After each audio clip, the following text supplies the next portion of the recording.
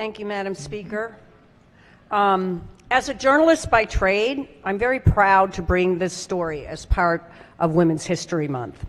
It's often been said that journalism is the first draft of history. And journalist Wendi Winters was born to draft stories and tell them. Even as a child, she demonstrated an aptitude for writing. At the age of 10, she wrote a poem and sent it to then-President John F. Kennedy. She received a personal response from the president and a photograph of him, which she kept on display near her desk for her entire life. By the time she was living in Edgewater, Maryland, more than 4 decades later, she was writing 3 community columns a week for the Capital Gazette here in Annapolis. Growing up as a self-described Navy brat, she and her family followed her father from California, where she was born, to Washington, D.C., and to Istanbul, Turkey, where he was stationed as a U.S. naval attaché.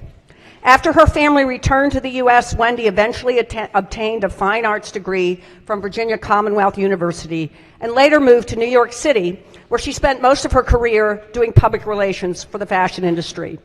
In 1990, she was awarded the Golden Apple Award by the New York City chapter of the Public Relations Society of America. When her husband suggested a change of pace, they moved to the Annapolis area. That was in 1999. Wendi began submitting articles to local publications, including the Capital Gazette, Waterfront Living, and Inside Annapolis magazine. She also immersed herself in the community, serving as a Girl Scout leader, church youth advisor, and organizer of an annual Red Cross blood drive. She eventually landed a full-time position in the Gazette newsroom.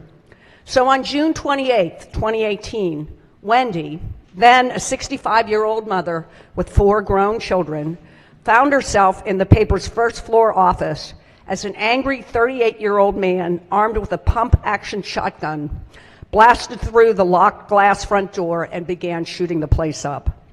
2 employees were shot. Some dove under their desks. Others rushed toward the rear exit, which the shooter had earlier barricaded.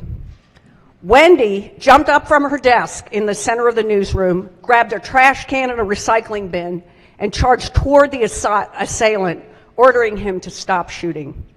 That gave 2 of her coworkers the opportunity to flee, and it gave 4 more time to be able to find safe hiding places.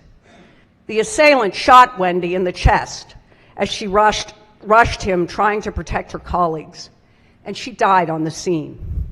4 other Gazette employees died that day: Rebecca Smith, Rob Hyacin, Gerald Fishman, and John McNamara. There were a total of 11 employees working in the office when the shooter entered the building. The survivors credited Wendi with saving their lives. Quote, "She may have distracted him enough that he forgot about me," one of the survivors told CNN. "I'm sure he wasn't expecting anyone to charge him." Other survivors reported continuous shots being heard, then a few moments of silence, which gave them just enough time to find refuge or flee. They didn't realize it at the time, but Wendi's courageous actions had saved their lives. In 2020, the Carnegie Hero Fund posthumously awarded Wendi their Carnegie Medal for heroism.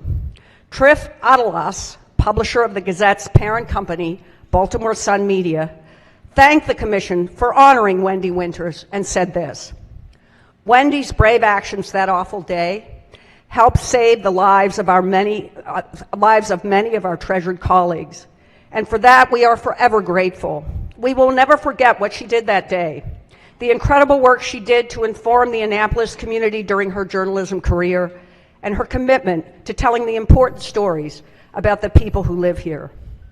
Wendi Winters' life was tragically and violently cut short in June of 2018, but her story of courage and self-sacrifice endures to this day and beyond. Thank you very much for letting me share that story.